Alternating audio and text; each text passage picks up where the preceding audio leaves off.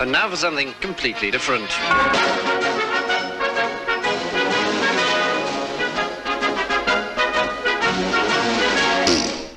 Hello, welcome to the Mantis Garden. Today we're going to be the Antis Garden, and I'm going to be rehousing some black ants, or Lasius niger, that I got on a Thursday from Ants on a Rock. And when I got these, Thomas from Ants on a Rock also emailed me some information on how to look after them, how to feed them, how to grow on the colony using test tubes and outworlds and all sorts of other things. And I'm going to go against that advice, and I'm also going to go against all the advice that I've seen on the internet. Good advice though it may be, and probably the right advice, but I'm going to do what I like to call winging it. I'm simply just going to put these guys in a bioactive setup and see what happens. I'm going to leave them in their test tube and let them move out on their own, or do whatever they're going to do on their own. But I do want them in a bioactive setup. I don't want to keep taking the plug out and throwing a little bit of food in and then leaving them in a test tube forever, or however long it takes. They said to do that for about 30 ants, and I will have forgotten that the test tube even exists because, well, ants are not my thing. And I'll probably end up with 30 dead ants in a test tube. But this way, they're going to be on my shelf, and they're going to be around 24 degrees C constantly.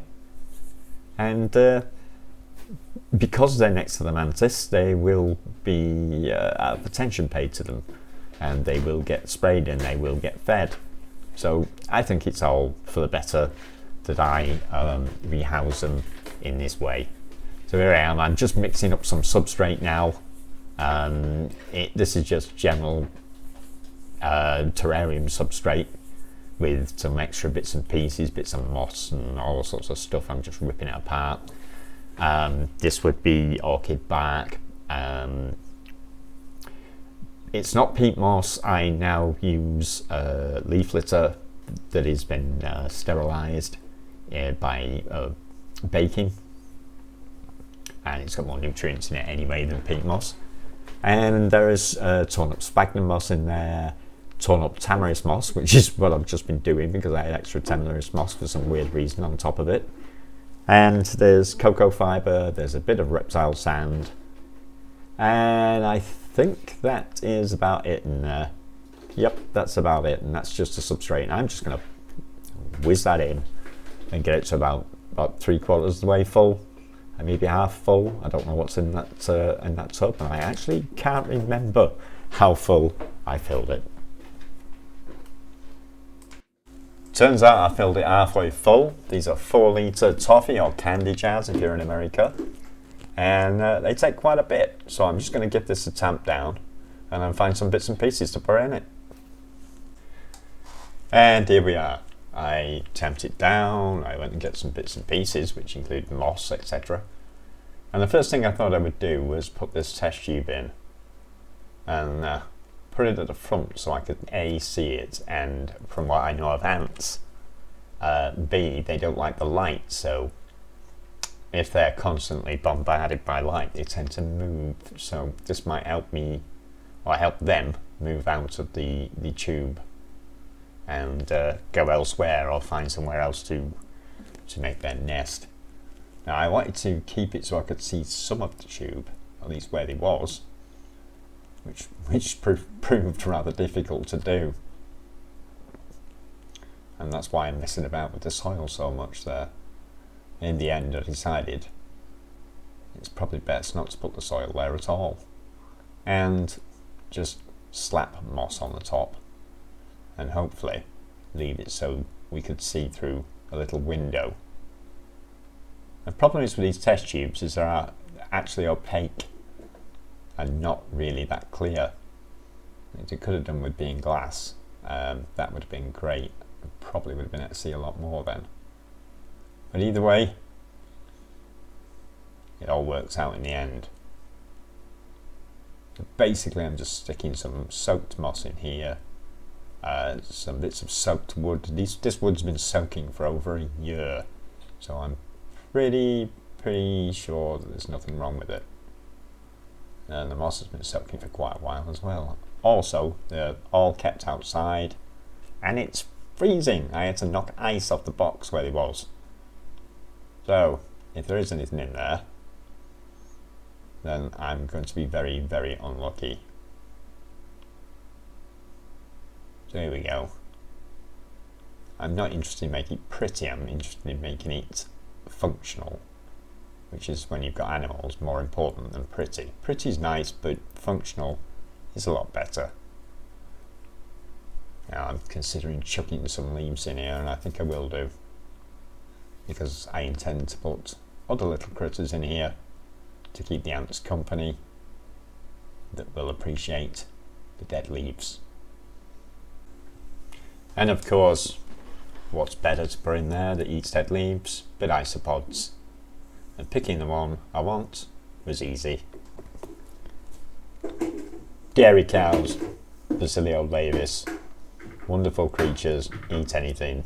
If there's any crap in there that the ants can't eat, instead of it going off, then these guys, they will take care of it. And I'm sure if the ants progress and do get a bigger colony, they will take care of the isopods. So no real worries here. All I'm doing is getting the bark and gently stroking them off the bark into there, and that's it.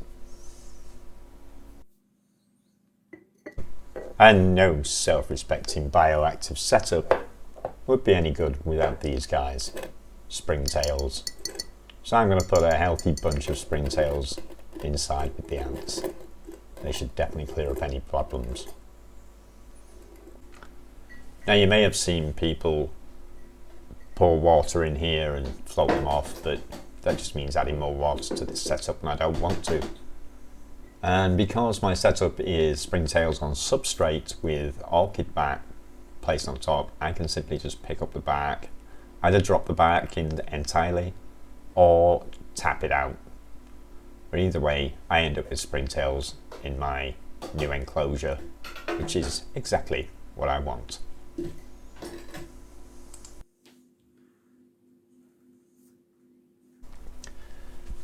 And now for the moment of truth. I'm going to take the plug out of the test tube and see what the ants do. See if they bother exploring. Looks like that's a bit of a problem, so I'm going to have to use my fingers here, because the plug is well in there. Just take this out, make sure there's no ants randomly stuck to the end of the cotton wool, so it doesn't seem to be, and then discard it, and hopefully let's watch the ants do whatever it is they're gonna do. I first thought it wasn't doing anything, and then after about 20 minutes one came out and started mooching around. You see him there in the background. And another one came out. So I guess they're scouts. Seeing what there is for dinner. There he is. Oh, that was a good shot. Right in front of us. They're very quick. They're also tiny. I can't actually see them without a macro lens. I don't know what he's found there, but he seems to keep stopping there right in front and sort of sniffing around. You can see the little dairy cows there mooching about as well. Don't see any springtails. But I know I put a ton in there. Oh, I can see another one, another ant at the other side. Wow, they're quick. Yep, there's a few out now. I'm going to drop them something they can eat in, I think. I don't know what. Something dead out of one of my feeders. Well, I put a dead cricket in, and they don't seem to be paying much attention to it, but more of them are coming out now. Look at that one cleaning itself on a tube.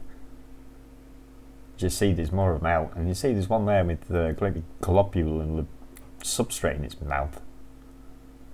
What they seem to be doing is making like a a wall in front of the test tube entrance there. As you see the way they got the substrate and they're gluing it to the sides of the tube. Oh, there's another one with something in its mouth. I don't know where the hell that's going. That looks like some kind of food, maybe. Yeah, that one's going straight in. So they must be building chambers, I'm assuming, of some description. There's one, look like gluing that to the side of the wall there. That didn't look very safe, did it? Don't think it's following construction regulations. But anyway, it seems to be fun to watch so far. This is about an hour down the line. I went for lunch, came back, and as you see, they piled up lots of soil at the front. Little twigs and God knows what, and moss. Oh, there's one with a springtail in its mouth, and you can see it there. Look at that, got a springtail. And it runs down the tube. That's obviously what the Queen's eating today, is springtails. And I think I'll call it a day about there. But as you see, ants appear to be a lot of fun, even though I've got like 6 or 7 of them and a queen. But this is my setup. It's probably not what people expect. But the way they're going at it at the moment, it looks like it could be a success. Look how they filled all that end of the tube in already. So yeah, this was me doing ants, and I think we're going to be doing more ants as they progress, and we'll I'm hoping they leave there and start making chambers and stuff and we'll be able to see them. Well, there's a little dairy cow getting in the way there. Hopefully they don't disturb them too much. But anyway, like I said, that's it. So if you like this, give us a like, subscribe, maybe drop us a comment and tell me what ants I should be messing with. And maybe we'll get some more in the future and have a good play with those, because these seems like they could be quite a lot of fun. And I like to watch them carrying things.